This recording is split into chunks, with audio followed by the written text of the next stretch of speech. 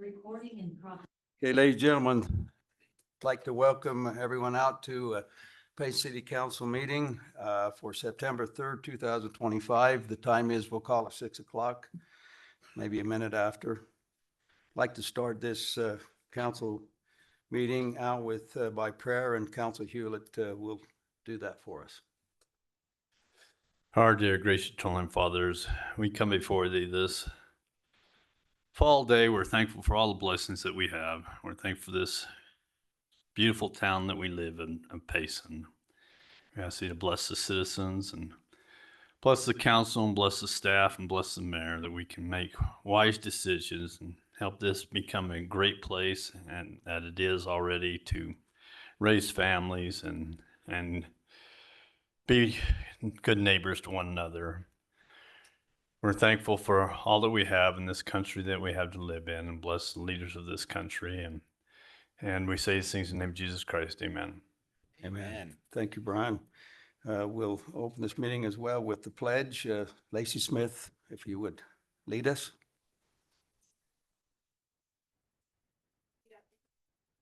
I pledge allegiance to the flag of the United States of America and to the republic for which it stands, one nation, under God, indivisible, with liberty and justice for all. Thank you, Lacey. Okay, moving on to C, the consent agenda. Number one, approval of the August 20th, 2025 City Council minutes.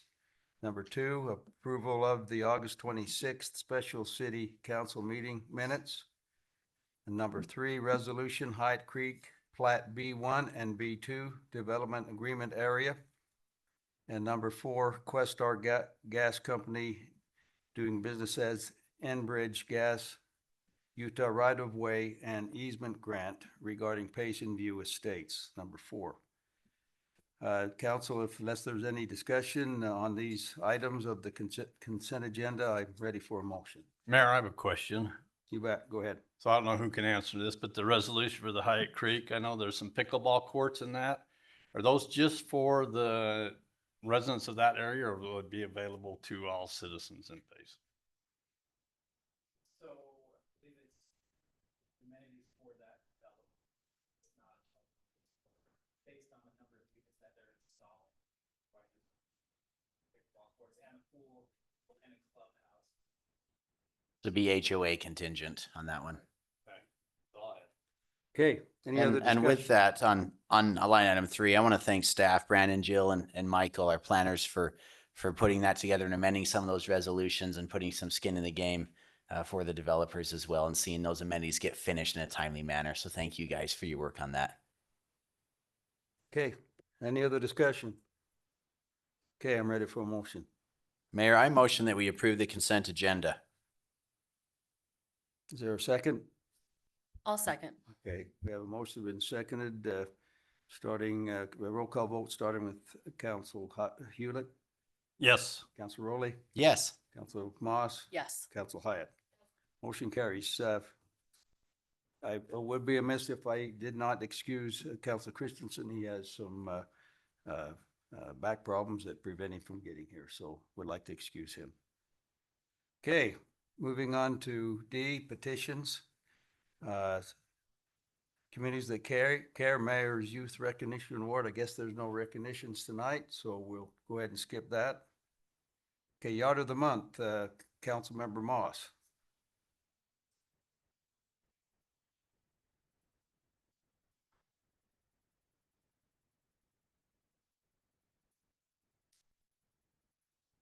Mayor and Council, I am proud to present September's Payson City Yard of the Month to Mardine Barker. If she's here, come on up. And as the reward, she gets a $100 gift card to Olson's.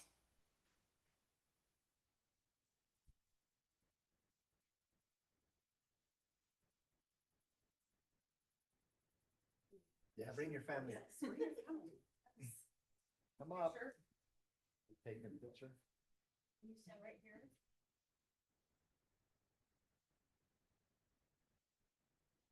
It's a team effort, right? Yeah. One,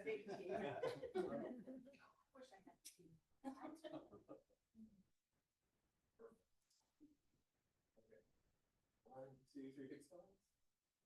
Awesome. Thank you. Thank you so much. Thank you.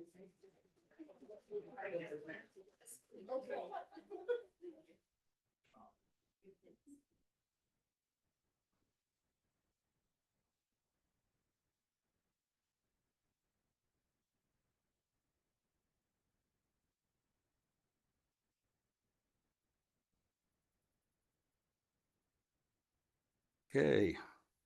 Going on to number 3, presentation of youth city council members and oath of office.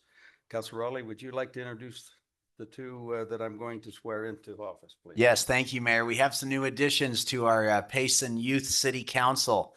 They've been with us for a while, but tonight we finally were able to arrange our schedules so they can become official and be sworn in.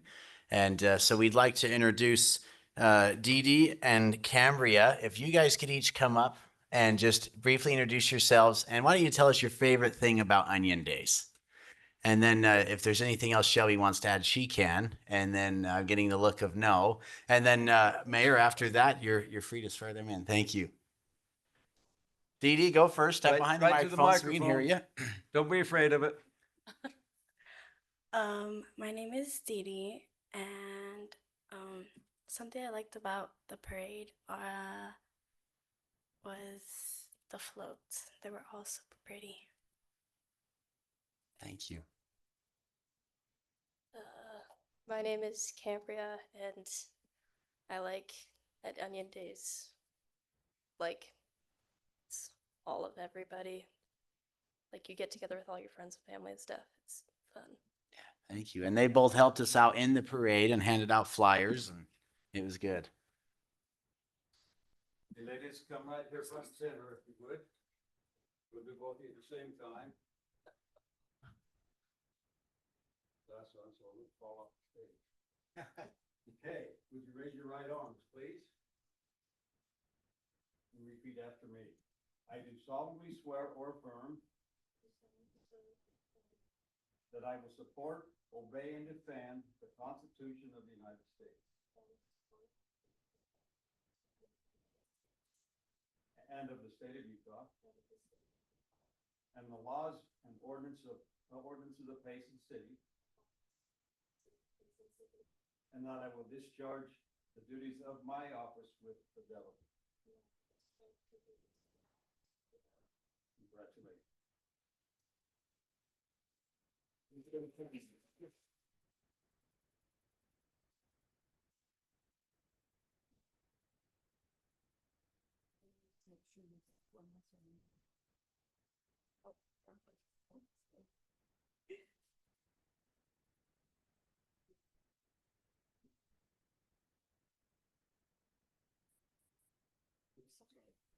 Come on up here, we want to take this. Come on, Counselor.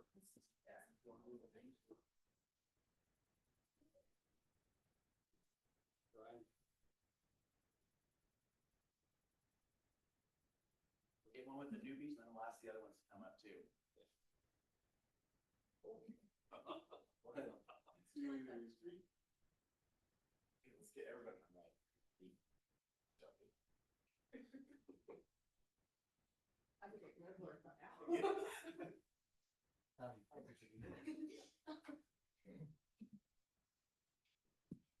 Okay, 1, 2, 3.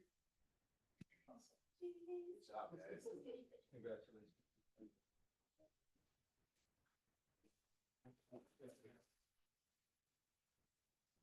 I'll read again.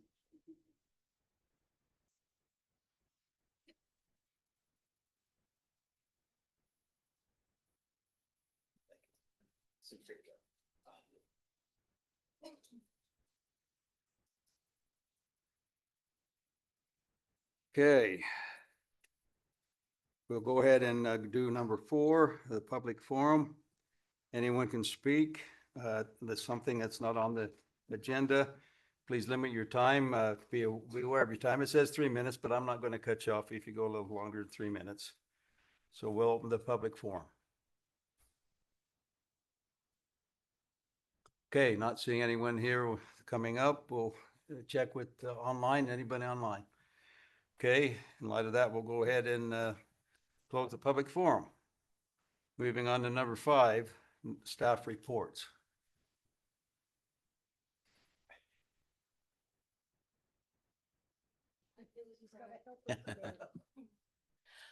Hi, Mayor and Council. Sorry, I'm on baby duty tonight. That's good. I just wanted to quickly do an update on the Golden Onion Days. I thought it went great this year. Even bringing in the vendors this year seemed to go much smoother. I brought in the food vendors Thursday night, which I think saved a lot of time. So a lot more help this year for me, which I appreciate. So we do have a new, anyway, my next event, ours, sorry. I'm very personal when I'm doing this. Our next event is Festival Latino de Payson, and that is the 20th of September. So it's all day. So make sure you come and support them. They've worked really hard, Ruben and his family. So we've got some great entertainment, a lot of food trucks and merchandise, and it'll just be a really fun day. Very relaxed. They play ball in the grass, and it's just really a super, super fun day. This year we added a really fun treasure hunt.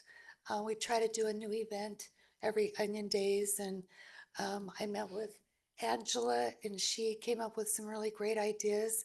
So her team did a great job, and I'm just going to turn the time over to them. We're going to show some photos of the treasure hunt. We had close to 300 group entries, and a group can have up to 7 people. So that's a lot of people in the park this year than we've ever had. Our sales for vendors was almost double on Friday because of the treasure hunt. So that's good for everybody. So anyway, I'll just turn it over to them. Mayor, City Council, it's nice to meet you guys today. We are very excited. Come on up here, team. They're being shy. We're very excited to be here today and show you some highlights from our treasure hunt. We call it our Payson City. Oh, yes, I'm Angela Navratil. This is Gage Larson, Brittany Larson, and Nate Navratil. We're the creative minds and organizers behind the treasure hunt. We call it the Payson City Treasure Adventure. And we do have a small slideshow that we want to share with you guys, and we'll go through some of the highlights from the hunt. So there we are, Payson City Treasure Adventure. We had a cute little artist make us some caricatures, so you might recognize our faces up there. But go ahead and go to the next slide there, Gage. Thank you. So hunt overview and statistics. We had 2 different hunts going on over Onion Days. We had a family-friendly hunt and a main hunt. They had 15 puzzles total with 2 hikes and took place over 3 days. And I will turn the time over to Gage to talk about some of the statistics. My name's Gage Larson. I'm part of this team with my wife.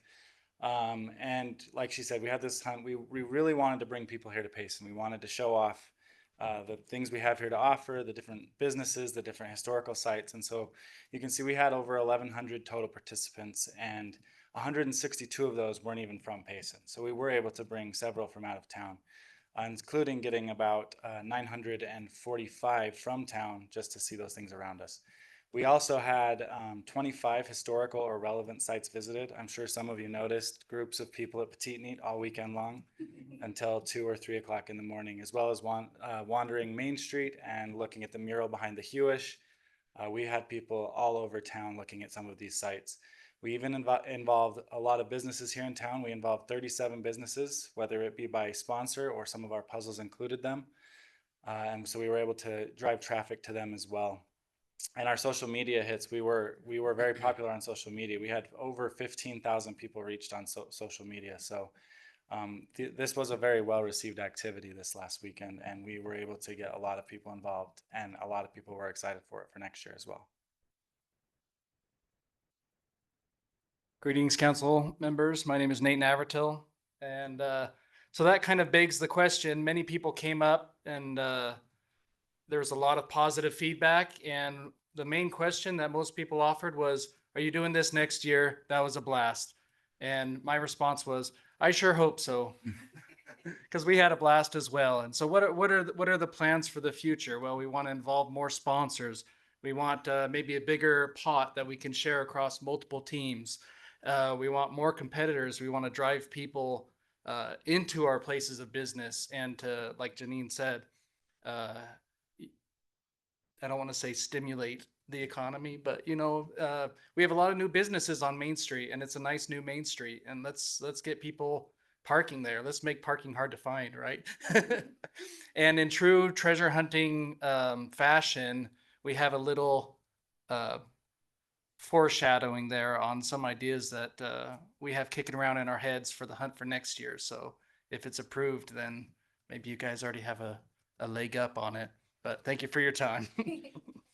Could you guys remind us the prize, how long it took for the people to find it, and all the details about our hunt? Absolutely. Yeah. So our prize was $3,000 donated by Patterson Homes. That was our grand prize. We did have some other sponsors involved as well that donated for our second, third, and fourth place prizes. So we had a little bit for those people that came in close. It took them, they started at 10:15 on Saturday morning doing puzzles, and they did not finish until around 5 p.m. on Sunday evening. It was a very interesting race. We had a bunch of leaders early on, back and forth. No one was a clear leader. And then all of a sudden we had one team that kind of shot ahead, and they got really, really far to our second to last puzzle. So in the main hunt, there were 12 puzzles total. They got all the way through to the number 11 puzzle. And then they got stalled out on that for about 12 hours.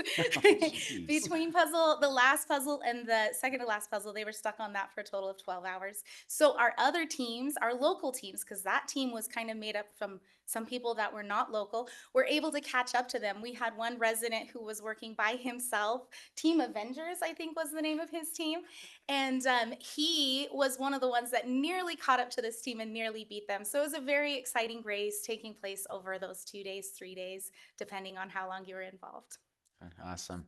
I think I can safely say that, Janine, I believe I can speak for you. We would love to do this again. It generates that much energy. It generates the hometown feel that we're after. So rest assured, if you're willing, we are too. Oh, that's We so would be good. honored. We would be honored. And we just wanted to send you guys with a big thank you, because we could organize a hunt all day long. We could put puzzles together. We could sit here and plan and put everything together, but it really takes a team. It takes the businesses involved, the Payson City employees. You can see we've got our guys up there in the truck hanging up coins in the park. And so we wanted to send a big thank you to all of those and the competitors as well. If we didn't have people show up to do it, then it would not be a success. So a big thank you to everyone involved. Thank you to you guys for helping us organize it. And Janine, it was a blast, and we thoroughly enjoyed it. So. Yeah, good job. And thank you for keeping it so confidential and secret and keeping it fair. That was really fun. Thank you. All right.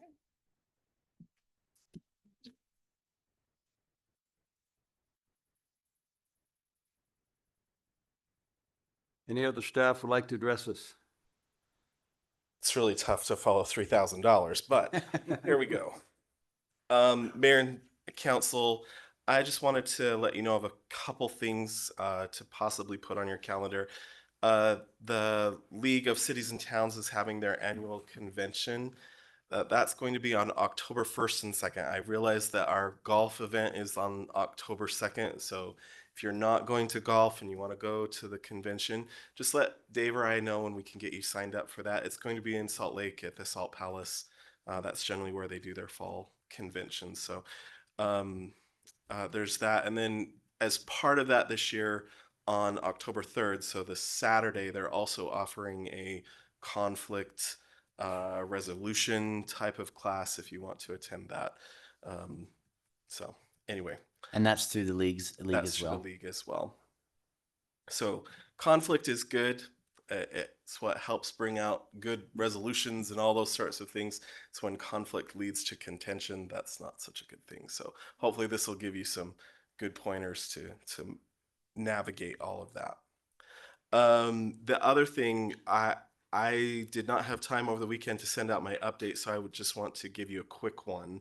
And one of the main things that I wanted to say was that thank you to Michael Bryant.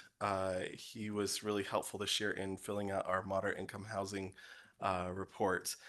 We are in compliance, and because of your efforts to adopt so many additional strategies, that also gives us the opportunity to be available for priority funding through UDOT this year. So just wanted to say thank you to all of you for that. So shout out to Michael for all of his help with that. So thanks. Anyone else from staff? Okay, not seeing any, we'll move to council reports, and I would like to take my time first. Ladies and gentlemen, there has been over the week or two since city council, been some misinformation that's been construed, not on purpose, I don't believe, but just because there's not a whole bunch of information out regarding the plunder building that we have had some conversation with. If you remember right, some months ago, I don't know, about 6 to 9 months ago, we entertained the possibility of buying the plunder building for our city building, as well as for the police and court. That particular situation, it was stopped, I believe, a little bit short of what we needed to be at. We needed to continue our due diligence. We didn't, but the council decided at a 3-2 vote that we would stop at that point. So fast forward to another 6 to 9 months later, we had thought it had been sold, but in reality, what had happened is it had been taken off the market. The owners, the real estate people, approached the city, telling us that it was going to be put back on the market again. And were we still interested? We talked to the city council, and this time it was just mainly for the police station.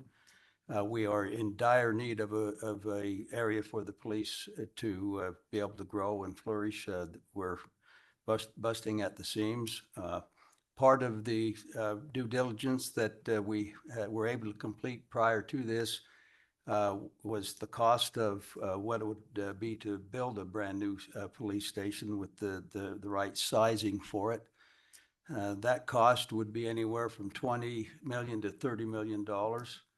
And so that was one of the driving forces that as we considered the cost of this building, which was being offered at about 8.5 million, for us to take a little bit deeper look at it. Yes, it is true that we are under contract with the plunder, but that doesn't mean anything has been secured in cement, so to speak. We are still doing our due diligence, making sure that as we look at the possibilities of that building, that it would still be possible to do this, and it'd be feasible from a financial point of view, and also from a logistic point of view. I think would be very unfair of us and unprofessional if we didn't take a look and see if in fact this would be a benefit to the city or not. Again, there are plenty of outs that we have. We're not obligated to buy this building in any way, shape, or form, but we needed to be under contract to have that due diligent time to do what we need to do to research it. And so we do right here in my notes, it was put under contract on August the 11th. We have talked about this in open city council, so there is nothing that is being hidden. There's nothing sleight of hand. We wholeheartedly want to make sure that people, number one, understand the reasoning for this and get the right information out so that it can be something that would be beneficial to our city. We have until November 10th to finish our due diligence, and so we've hired some engineers to take a look at it to see if it is feasible. If it's not feasible, it's something that we will not enter into. If it is, we'll look at it a little bit closer. But I certainly believe that if we did not take a good look at this and do our due diligence, and if we're able to do this financially feasible, we'll be saving the city and there's no doubt in the future years, sooner than later, we will need a new police station. and we could save the city anywhere from 20, 10 to $20 million. So just so that people understand that, it's important to us that we get that information. And again, the erroneous information, it's not 15,000. I know you answered a email regarding, or a text regarding, thinking it was 15. It's not, it's 8.5 million. And then we'll have to take a look at what it might entail to retrofit that for our purposes. But please be reassured, we have not made our mind up yet. We need to make sure that it is feasible, both financially and logistically, to do what we'd like to do. So, council, if you have anything to add, I'd be more than happy to let you have your chance. I just thank you for clarifying. Okay, Council Hyatt, would you like to start with council reports? Obviously, Job, it was Ann. a success. Thank you, Anne. You're welcome. It was a little warm, but we got through it and got burned. But it was a nice day. And who was it that helped Janine with that? With Onion Days, with the parade? Lynn Horton? Okay.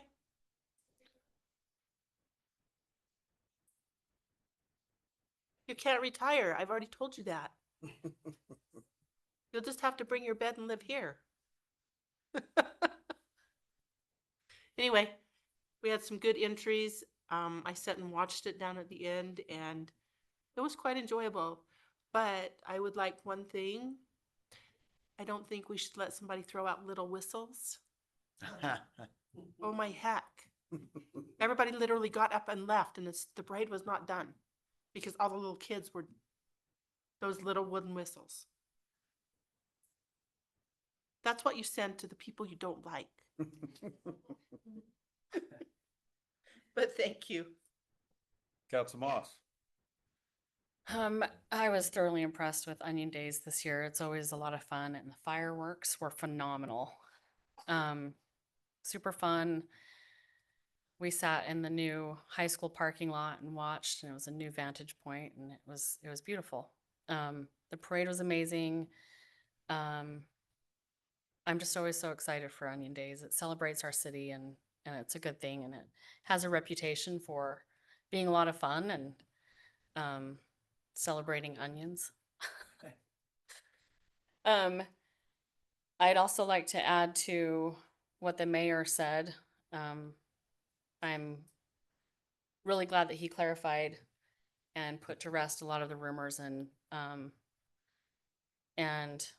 lies that have been spread on some social media outlets. I've been severely disappointed and in some of the things that have been said.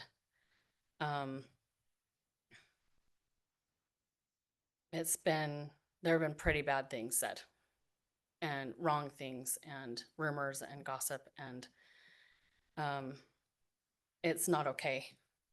I don't believe that those comments represent the majority of this great town and the good and wonderful and respectable, upstanding citizens of this town.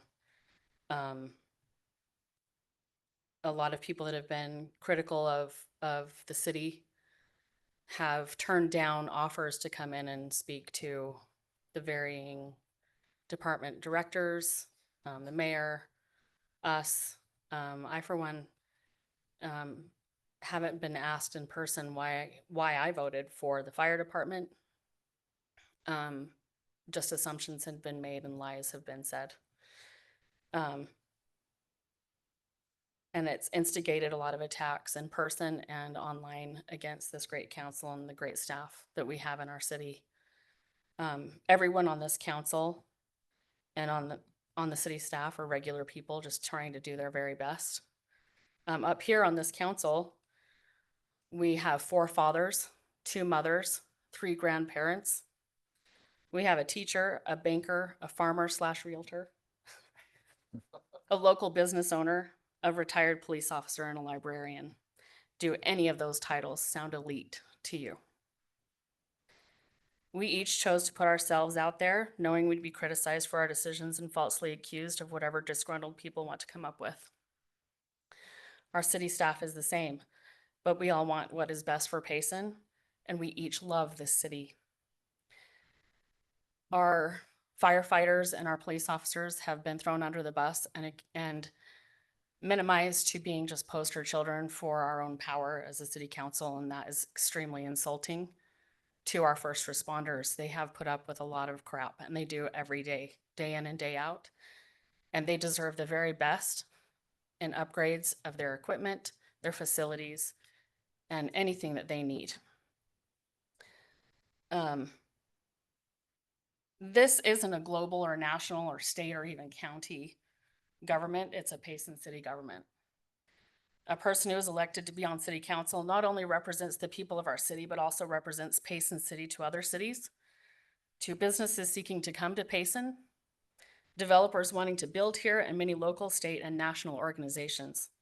If Payson is to improve, current and potential city council and staff must work with others and communicate in such a way that is honorable, professional, dignified, fully informed, personable, tactfully assertive, civil, and articulate.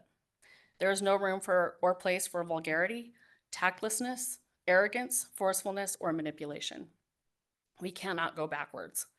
This council is consistently trying to move forward and improve our city in ways that has never been done before. And we're doing an excellent job.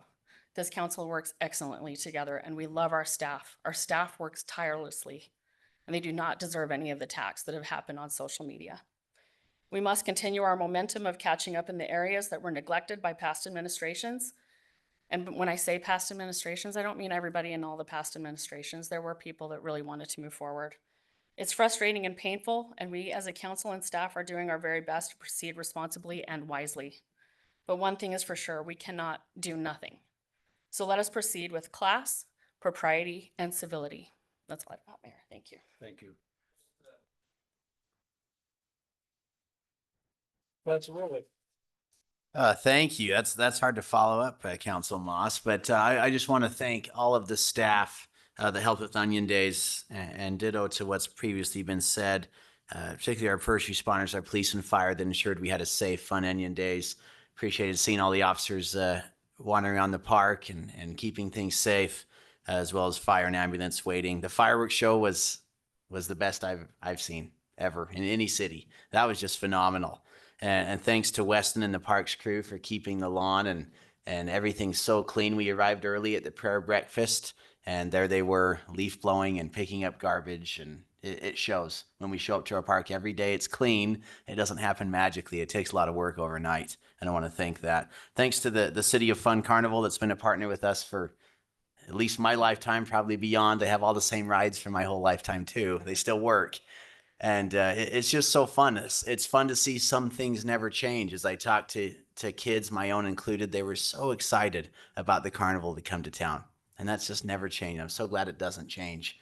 I love this city and these residents. And Onion Days it's like a second Christmas for me. And I'm sad it's over. I know all the staff is not. We look forward to next year. But really, thank you for everyone for making it go on without a hitch. That was just wonderful. Thank you, Mayor. That's all I have. Thank you. Council Hewlett. Yeah, I'd just like to thank Janine and the staff for the Onion Days. It was fantastic. The parade, there's one thing I really liked in the parade. There is a group there that was the class of 1955. That's just amazing. That was the mayor's choice. All right. Anyway, that was amazing. I'm glad they were able to be there. And the last thing I have is just, I'm sorry we missed out on Buc-ee's, but it's close to us, so.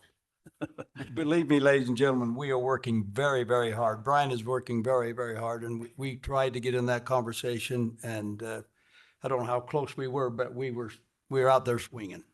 So we are working very, very hard to that end.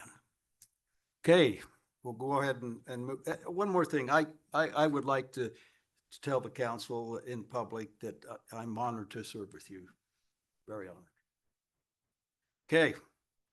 Moving on to E, action items. Resolution conversion contract with the Bureau of Reclamation. Dave?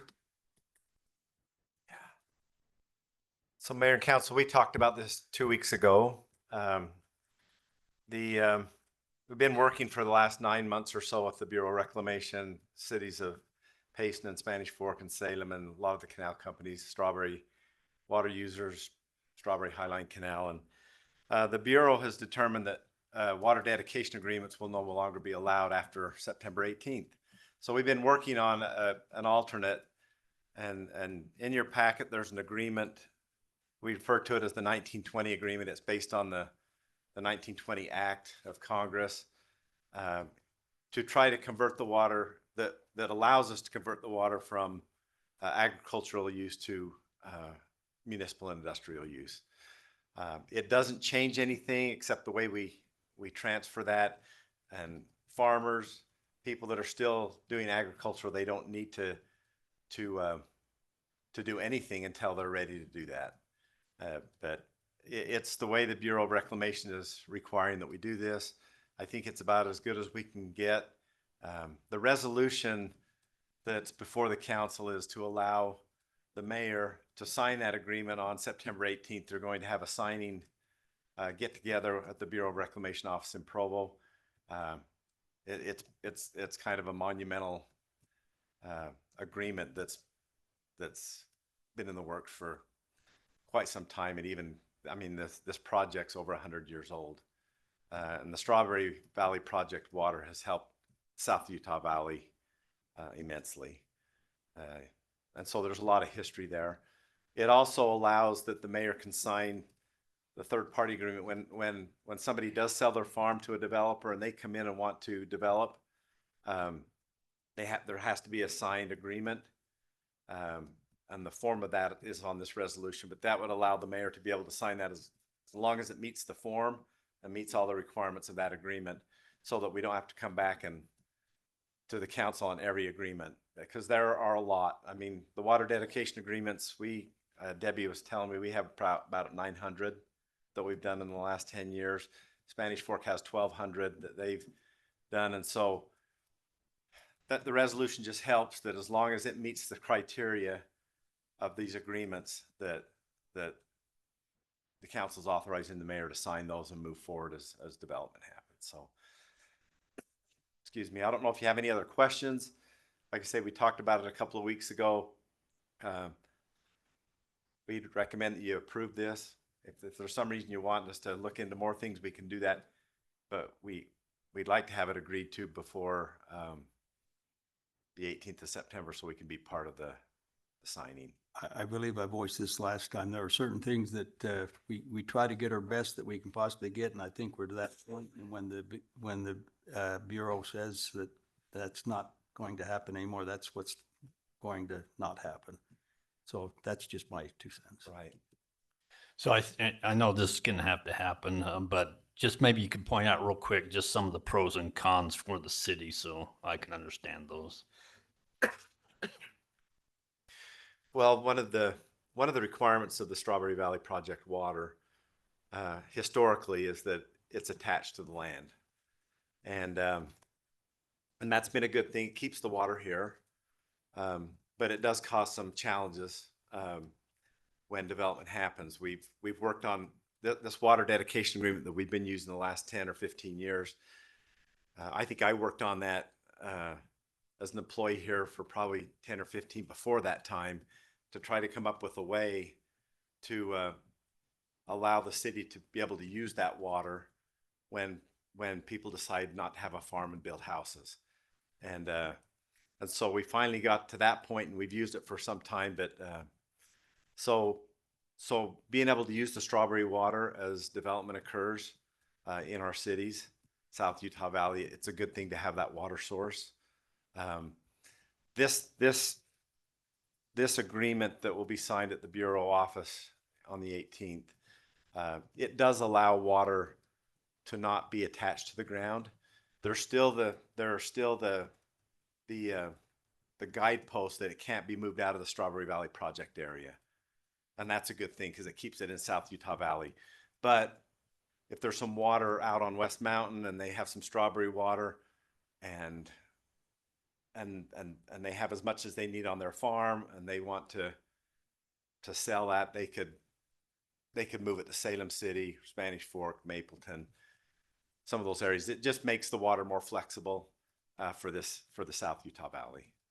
And so that's probably one of the big things.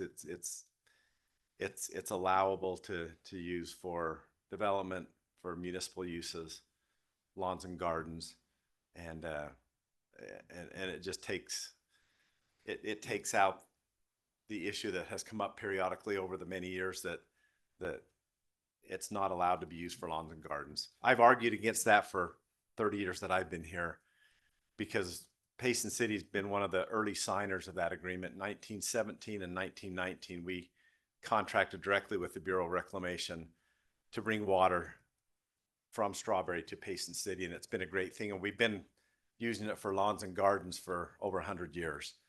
And so, but they're looking at it from the Bureau's aspect, say, well, that's incidental. But now as more and more development happens, more and more lawns and gardens are saying, wait, that's not the purpose of this project. It's more for agriculture and commercial agricultural uses. So it's been in the works for a long time, but it's now the Bureau saying, we've got to do something different. So I think it's overall good to keep that water in South Utah Valley and in our area. Do you think it'll bring up the price of strawberry water? I do. I believe water goes up everywhere you're at. I mean, in Saratoga Springs and Lehigh and those areas, they're paying